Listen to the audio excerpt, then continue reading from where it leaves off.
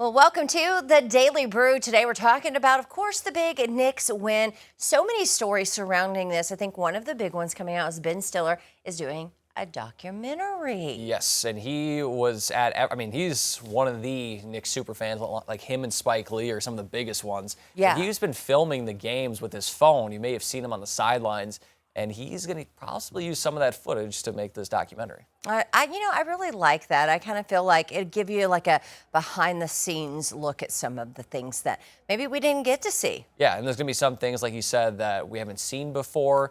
Maybe like other interactions with players, maybe after the game, like when he's on the court. Like, again, obviously he's very close with the organization. He's been going to Knicks games for years. I mean, even in the movie Madagascar, they make like a joke about how the Knicks lost. Like, he just loves the Knicks so much.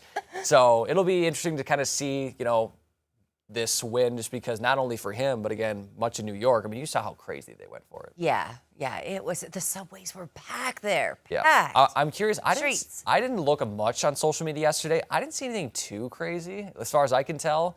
It looks like they kind of ran a tight ship. I mean, obviously, your usual shenanigans, but nothing out of the ordinary for any celebration. I saw them trying to part the crowd to get an ambulance through. Oh. And that was kind of hard because people were packed in there. There wasn't really room for them to go anywhere, Yes. But anyway, so that will, I think, HBO when it's done? HBO, and I'm not necessarily sure on the timeline of that, but it should be, again, a very interesting one. And again, I'm not a huge New York Knicks fan, but I'm sure I'll watch it. Ben Stiller, if you ever watched the show Severance, which has been critically acclaimed recently, he directs that and does a very good job with that. All right, well, Waymo's pulling almost 4,000 of its robo-taxis off the roads. More? I know, there's more, right?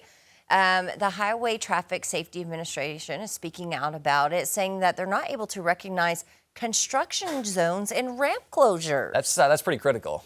Yeah, they had several instances in San Francisco and even in Phoenix where they drove into the zones that were closed. And, that could be potentially dangerous for those construction workers and the person inside. Right, and I've never ridden in one before. I think Tiffany has, but it's one of those things where you feel like you're kind of powerless because it drives itself. And she was saying, I think, when there was water on the lens, it went in a parking lot and drove in circles. Yeah, and you're locked in. Yeah, and you just have to call them and be like, hey, can you unlock us? And it's just very scary. So I've always been one that I'm a proponent of this. I support this until it's ready, though. Right. We've seen this. We've seen it try to drive through flooded roadways. So until it's ready, I say let's pump the brakes a little bit. But I suppose you got to test it somehow. Well, do you kind of feel like that could technology drive better than humans? Not saying it can do much better than humans, but this may be one of the things it can do better. Well, Just saying. We've always talked about especially around here. We saw it yesterday. There was a semi pulled to the side of the road, and that backed up traffic probably for a good 6 miles.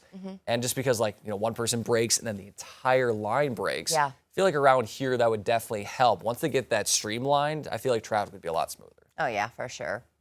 All right, Nestle USA says it has now fully removed artificial dyes from all of its food products. They replaced or removed synthetic colors while trying to maintain the taste.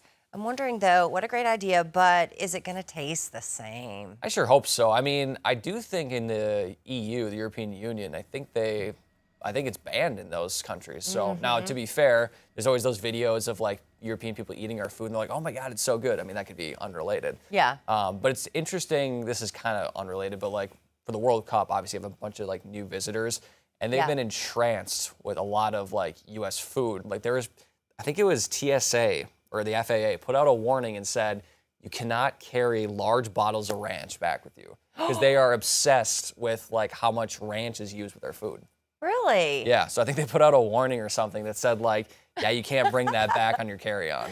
We love our ranch here. Yeah, we love ranch. They also have been obsessed with Buc-ee's, which makes sense. I mean, I went to my first one just a few months ago, and there was another superstore they went to. I couldn't remember, but yeah, was it Walmart? I don't think it was Walmart, but it's just very interesting to see just how customs are different and the big things they enjoy doing over here. Yeah, I love that. All right, it is 7:23 this morning. We have more 5 News This Morning Plus coming up.